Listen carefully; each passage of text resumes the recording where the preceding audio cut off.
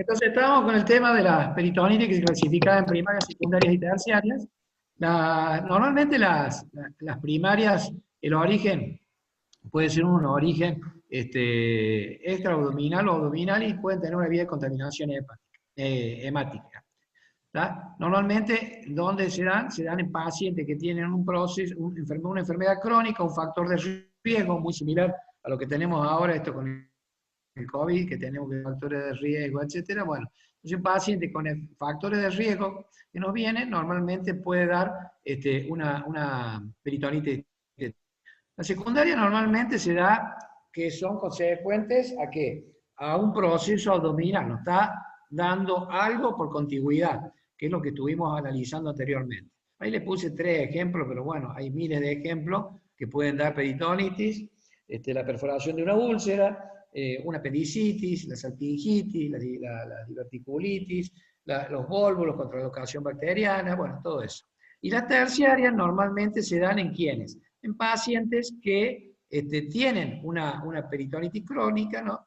En donde, por ejemplo, en el caso de, yo refería recién el tema de los pacientes nefrópatas con el que se hacen diálisis peritoneal, es el caso más común, o aquellos pacientes que ya vienen con un proceso abdominal crónico y terminan desarrollando una peritonitis aguda. ¿Qué es lo que hacen con un paciente que les viene? ¿Cuál es la característica de un paciente que viene a la consulta? Ustedes, cuando viene un paciente a la consulta, normalmente el signo cardinal es el dolor abdominal. ¿Tá? Normalmente cuando ustedes encaran un paciente o abordan un paciente con una patología de este tipo, sospechando una patología peritónica que está muy relacionada con la cuestión de dolor abdominal o abdomen agudo, lo que tienen que tener en cuenta en primer momento son los antecedentes. Yo siempre cuando les doy los prácticos les digo que ustedes lo que tienen que saber qué es lo normal del paciente, ¿tá? ¿Qué es lo normal? ¿Cuáles son sus hábitos naturales? ¿Cómo va de cuerpo? ¿Cómo orina? ¿Si ha tenido fiebre? ¿Si no ha tenido fiebre? ¿Si ha tenido moco? ¿Qué es lo que tiene el paciente? Ver todos sus antecedentes y todos los hábitos normales, todo lo que es normal en el paciente. Normalmente en la línea de la enfermedad hay una parte en donde el paciente no tiene síntomas y tiene normalmente una vida normal, y por eso, por ejemplo, el preguntarle la catarsis es normal de acuerdo al paciente. Entonces hay pacientes que van de cuerpo una vez, hay pacientes que van de cuerpo 2 veces, hay pacientes que van de cuerpo 3 veces, hay pacientes que van de cuerpo una vez por día o cada 5 días. El preguntar y ver cómo va de cuerpo, cómo orina, cómo duerme, en qué trabaja, son todos antecedentes que nos ayudan a realizar una historia clínica completa. ¿Claro? Normalmente cuando se produce una enfermedad, la enfermedad tiene, antes que se dé el evento agudo, una serie de predromos o prodromos, que es una serie de síntomas que empiezan a aparecer y que van orientando a que esa enfermedad aparezca. ¿Tá? Entonces, por ejemplo, en el caso de una peritonitis, normalmente el paciente empieza con vamos a dar algo muy gráfico y muy simple. Un paciente que tiene una apendicitis aguda. ¿Tá? El paciente que tiene una apendicitis aguda, ¿cómo empieza? Y empieza con un dolor vago, un dolor que empieza muchas veces, lo clásico, en dolor epigástrico, un dolor que se da en el lapso de unas horas, que luego migra hacia la fosa ilíaca derecha y que después de eso el dolor comienza a ser intenso y que se sigue evolucionando, puede tener náuseas y vómitos, pues se produce un hilio, y que si sigue evolucionando puede tener fiebre, porque ya las bacterias pasaron al torrente sanguíneo, y que se sigue evolucionando, el dolor se va a localizar en el fosa ilíaca derecha y posteriormente se puede diseminar a todo el abdomen. ¿Tá? Entonces, ustedes en eso van a ir viendo que el paciente fue evolucionando y teniendo distintas cosas a medida que la enfermedad fue progresando. Si nosotros tenemos un paciente con un cáncer de colon, el paciente del cáncer de colon, ustedes le van a preguntar, ¿y la catarsis cómo fue? Y yo iba una vez por día.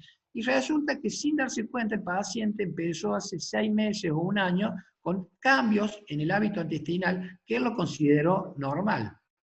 Y en realidad no era normal, sino que el intestino empezó a adaptarse al proceso neoplásico. Después de eso, ¿qué sucedió? El paciente siguió con ese proceso y llegó un día que se perforó el colon. Entonces, al perforarse el colon, liberó un poco de líquido hacia la cavidad abdominal y ese líquido produce una peritonitis que si se localiza en ese lugar es localizada y si se empieza a dar toda la cascada inflamatoria se termina la peritonitis. ¿Qué les quiero decir con esto? Una cuestión muy clara, que todas las enfermedades tienen una evolución y que hay síntomas que el paciente muchas veces los considera normales porque se va adaptando y luego terminan siendo que no son normales. Eso es una adaptación del organismo a esos síntomas. Es lo mismo que lo que sucede con el dolor. El dolor de las personas depende de depende de experiencias anteriores, depende si ha tomado algún antiinflamatorio, algún analgésico o algún antiespasmódico, depende de experiencias anteriores. Un paciente que está acostumbrado a tener el dolor se adapta a ese dolor y no es lo mismo. Y también una experiencia subjetiva porque el dolor depende muchas veces de cada uno. Hay gente que tolera más el dolor y hay gente que no. Hay gente que reacciona ante distintos estímulos en distintas formas. ¿Está claro?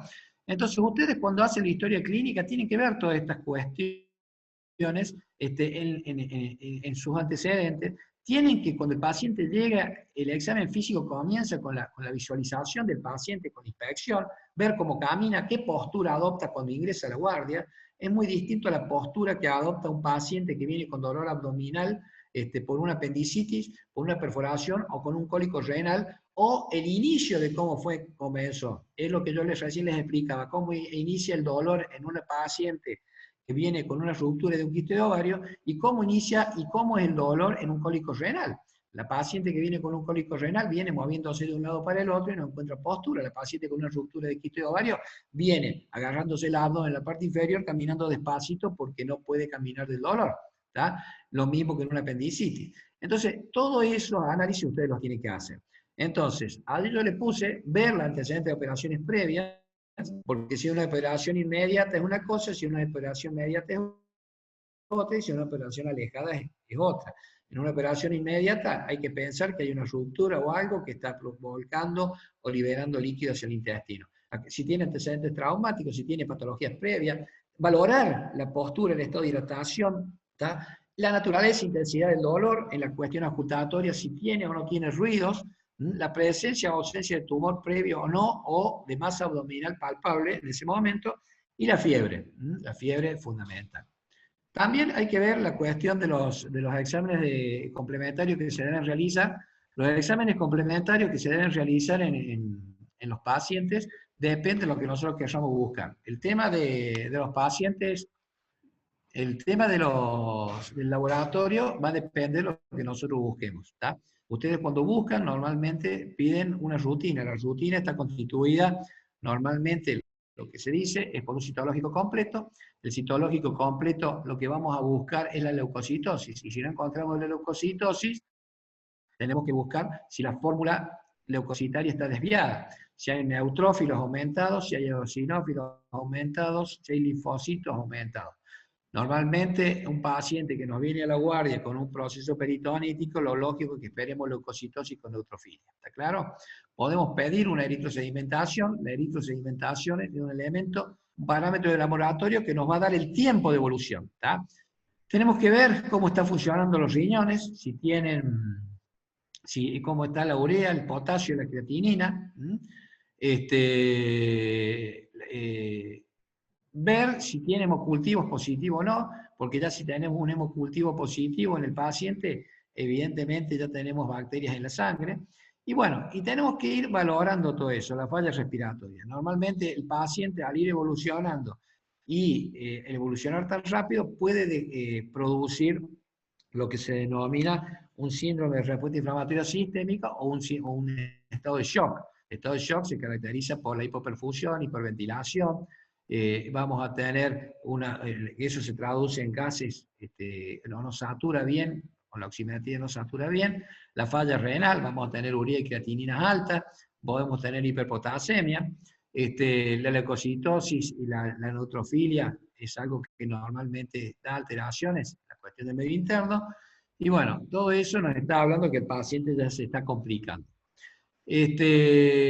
Normalmente, ¿qué es lo que hacemos con estos pacientes? Estos pacientes que nos vienen a la guardia, le hacemos la anamnesis, le solicitamos el laboratorio, y uno de los elementos que más se utiliza en los servicios de guardia es la ecografía, por ser un método incruento y un método rápido. ¿Qué buscamos en una ecografía? ¿Qué buscarían ustedes en una ecografía normalmente? ¿Buscarían algo o no? Líquido, profe. ¿Líquido? Líquido, bien. Lo que tiene que buscar fundamentalmente es el líquido. El líquido es lo fundamental que hay que buscar. ¿Por qué? Porque eso nos va a determinar el proceso irritativo. Entonces, cuando ustedes le vayan y le piden una ecografía al ecografista que te guarde con ustedes, le tienen que decir, fíjate si tiene líquido libre, es fundamental. ¿Y en qué espacio lo van a buscar? En dónde se va a localizar de acuerdo a la patología. Entonces, ¿dónde son los lugares? Y por declive lo tenemos que buscar en el Douglas, abajo, en el espacio pélvico. También lo tenemos que buscar en los espacios parietocólicos. También lo tenemos que buscar interasas. Y también lo tenemos que buscar en los subfrénicos. ¿Está claro? Son los lugares que el ecografista normalmente tiene que buscar el líquido, y de acuerdo a donde haya líquido, porque muchas veces va a encontrar en todo el abdomen, otras veces no lo va a encontrar en todo el abdomen. Lo va a encontrar en los espacios eso, y eso a nosotros, si ustedes tienen en claro la anatomía que vimos, vamos a poder decir de dónde es ese líquido. ¿Está? Cuando nosotros hablamos de abdomen agudo, normalmente el abdomen agudo muchas veces se relaciona con peritonitis. En realidad no es el abdomen agudo una equivalencia con la peritonitis. ¿Tá? No todo dolor abdominal es sinónimo de abdomen agudo, y normalmente puede existir un abdomen agudo sin dolor. ¿En qué paciente? En un paciente que ya evolucionó, un paciente que es un diabético, por ejemplo, por eso se dice que los pacientes normalmente no hay que hacerle antiinflamatorio o analgesia antes de, cuando vemos un dolor abdominal. Siempre tenemos que estar o tener en claro o tener una idea de hacia dónde vamos, porque si le damos analgesia al paciente directamente, cuando nos venga la guardia, ese paciente no vamos a poder hacer el diagnóstico. ¿Está? Pero normalmente el dolor abdominal, en el caso de una peritonitis y de un abdomen agudo, es el síntoma cardinal. ¿Está? Los abdómenes agudos pueden ser médicos o quirúrgicos, eso después se lo voy a mandar, lo pueden ver, las acciones sobre dónde pueden producir, por qué se produce el dolor de un abdomen agudo, puede ser por centro nervioso, tronco nervioso, puede ser sobre el peritoneo, puede ser enfermedades metabólicas o acciones sobre la meninge. Todo eso puede dar un abdomen agudo médico. El paciente tiene otra cosa y nos viene con dolor abdominal, lo terminamos operando y no tiene nada. Entonces, el abdomen agudo médico se trata en forma médica, con tratamiento de soporte. ¿Tá? En tanto, el abdomen agudo quirúrgico, que es lo que nos interesa, normalmente es un abdomen agudo que nos cae la guardia y que se define como una entidad en donde el dolor es el síntoma cardinal, y que debemos tomar decisiones rápidas porque si no el paciente no va a evolucionar hacia lo que hablamos antes, hacia la peritonitis. ¿Está claro? Bien. Puede ser simple y complejo. Bueno, ese es un cuadrito que les hice. Cómo puede ser cada tipo de abdomen agudo. Eso después lo pueden ir viendo. ¿Qué hora llevamos? Ya estamos terminando. Hay conceptos fisiopatológicos del abdomen agudo, que es lo que hablamos, el dolor abdominal, las funciones de la esferosis abdominal y el peristaltismo y sus alteraciones. Esto está muy relacionado con la motilidad. Si nosotros tenemos dolor abdominal, el dolor contractura, si contractura y la serosa peritoneal no funciona como debe funcionar, y se altera el peristaltismo, todo eso es una cascada que nos va a terminar dando una peritonitis. Bueno, acá hablamos del dolor, el síntoma subjetivo y el umbral doloroso. ¿Tá? Yo ahí cuando le hablaba del dolor, le hablaba de los factores que había, las experiencias previas, la edad, alguna psicosis, el hecho de utilizar drogas o de haber tenido una analgesia. Y el umbral doloroso depende de la personalidad, del empleo de aíneos antiespasmódicos, de la ansiedad y algo muy importante, el grado de distracción que tienen durante el examen. Les dije bien que empiecen el examen desde la parte donde menos duele a donde más duele. ¿Está claro?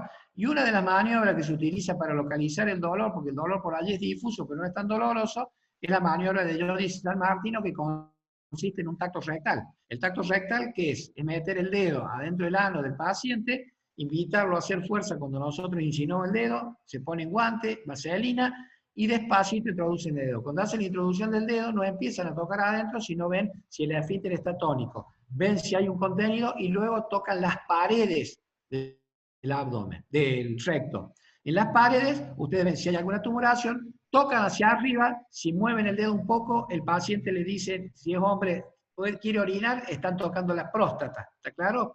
Y si tocan hacia arriba y duele, ¿Está? En el fondo de saco de Douglas seguramente tiene el líquido, que es mucho más fácil tocarlo en el caso de la mujer. En el hombre está un poquito más arriba. ¿Claro? Entonces, esa maniobra de extracción que se realiza durante el examen físico es una maniobra que nos sirve muchas veces cuando no tenemos o están ustedes en un centro de salud o en algún otro lado, que les va a pasar más de una vez, que son maniobras semiológicas que les permiten realizar algún tipo de diagnóstico. Bueno, esos son los tipos de dolores abdominales, los signos y síntomas que normalmente puede tener un paciente con un abdomen agudo: dolor, náuseas, vómitos, la alteración en la función, síntomas urogenitales, la hipotimia, la temperatura y las alteraciones hemodinámicas. Bueno, ya estamos en hora. Yo ya les voy a mandar esto no sé si hay alguna pregunta. Una cosa que me olvidé de hablar. El hecho de la ecografía sirve. El hecho de la radiografía, la radiografía simple, es algo que nos puede servir, pero en el caso de un abdomen agudo obstructivo. Normalmente no es de mucha utilidad en el caso de una peritonitis, y sí nos sirve muchas veces si tienen acceso a hacer una tomografía computada. La tomografía computada nos puede localizar la lesión, nos puede indicar si hay líquido libre, pero normalmente cuando nosotros tenemos un paciente con un abdomen agudo que le hacemos la ecografía y tiene líquido libre y normalmente y tiene signos de compromiso general o no localizados, normalmente lo que se hace es la conducta quirúrgica. ¿Tá? El tratamiento de las peritonitis, normalmente en el caso de las sépticas y las asépticas también, es eliminar el elemento que está produciendo la irritación peritoneal, ¿tá? Ya sea a través de un drenaje percutáneo, en algunos casos y siempre que se pueda, y si no, es la conducta quirúrgica de hacer una apertura, hacer una laparotomía exploradora o tratar el foco que sea, en el caso de una apendicitis, en el caso de compromisos localizados. ¿Qué es lo que se hace? Se hace la reparación de la estructura orgánica afectada, que eso no es un tema que ustedes tengan que saber, ni se lo vamos a preguntar en el examen, pero sí tienen que saber que, bueno, la conducta de la laparotomía, el lavado, el dejar drenajes para que el líquido que pueda quedar pueda drenar, y el tratamiento antibiótico, ¿tá? Y todo el tratamiento de soporte que necesite el paciente. Que bueno, eso lo vamos a ver más adelante en el caso de tratamiento y ojalá puedan asistir a las guardias para que aprendan esas cosas. ¿Preguntas? No, profe. No, ¿Sí? profe. No, profe. No, profe. ¿No? Bueno, entonces o son muy inteligentes o yo explico muy bien. Una de las dos cosas. Explica muy bien, profe. Muy bien, bueno, muy rápido. Bueno, espero verlos algún día ahí en el hospital para que veamos casos prácticos.